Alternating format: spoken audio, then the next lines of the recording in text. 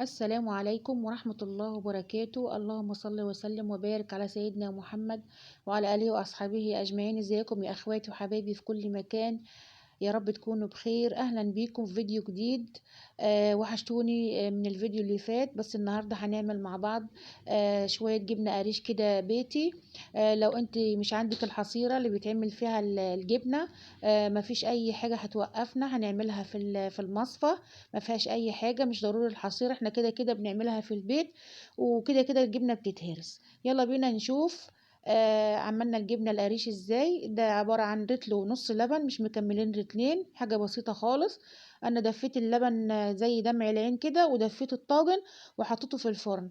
تاني يوم ختم بالطريقه اللي انتوا شايفينها دي، وحطيته في التلاجة. بعد كده ابتديت اشيل القشطه كده من على وشه، علشان طبعا نعمل بها السمنة، نكمل عليها ونعمل بها شوية سمنة كده، سمنة بلدي في البيت زي ما انتوا شايفين كده. بصراحة الكيلو نص لبن طلعوا شوية جبنة حلوين وشوية زبدة حلوين، اللي هو الوش اللي انتوا شايفينه.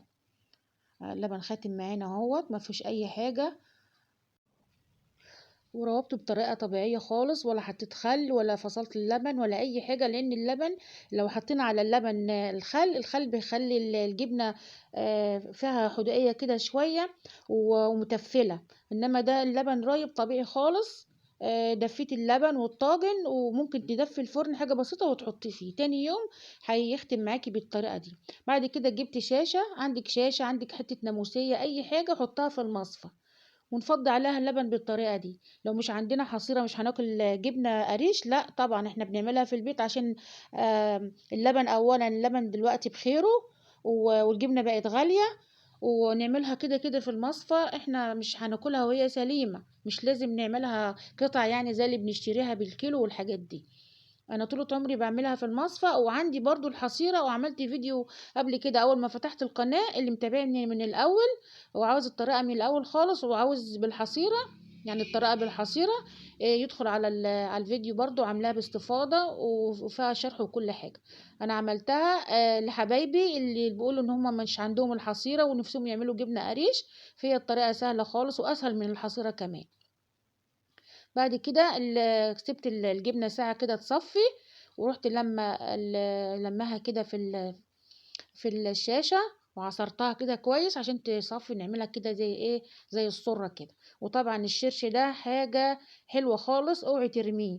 انا بعمل بيه جميع انواع المعجنات. لو عايزة كمان تعملي اللي هو الفطير الفلاحي والحاجات دي، برضو بحطها عليه.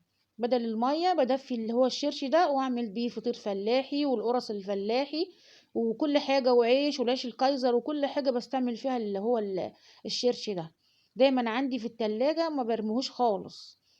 ولو زيادة عندك، لو عندك جرة مش برضو، بتغليه برضو وتحطيه على المش، بتزودي بيه المش بتاعك، تغليه وتحط عليه الشطة والملح، يعني بنستنفع منها في كل حاجة. وادي الجبنة اهي صفيناها.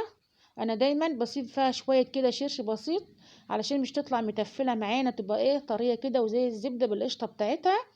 وحطيتها كده في بولة، لميتها كده في بولة. لو انت عايزة تلميها على بعضها وتعملي مثلا بيها شكل او فورمة او اي حاجة، حطها ساعتين كده بالطريقة دي في التلاجة، هتجمد معاكي كده.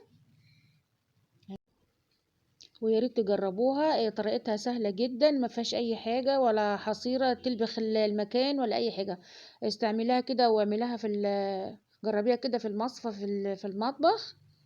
هتطلع معاكي بالشكل الحلو الجميل ده. احنا عارفين دلوقتي كيلو الجبنة دلوقتي بقى اسعاره غالية، وكمان مش بتديكي الطعم ولا التملحة اللي انتي متعودة عليها، ممكن تبقى حادقة، ممكن تبقى متفلة.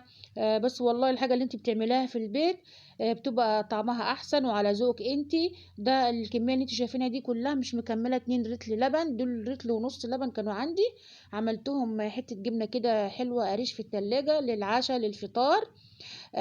شكرا لحسن متابعتكم، يا رب يكون الفيديو عجبكم. بس لو اول مره تشوفوا قناتي، يا ريت تشتركوا في القناه وتفعلوا الجرس عشان يوصلكوا كل جديد.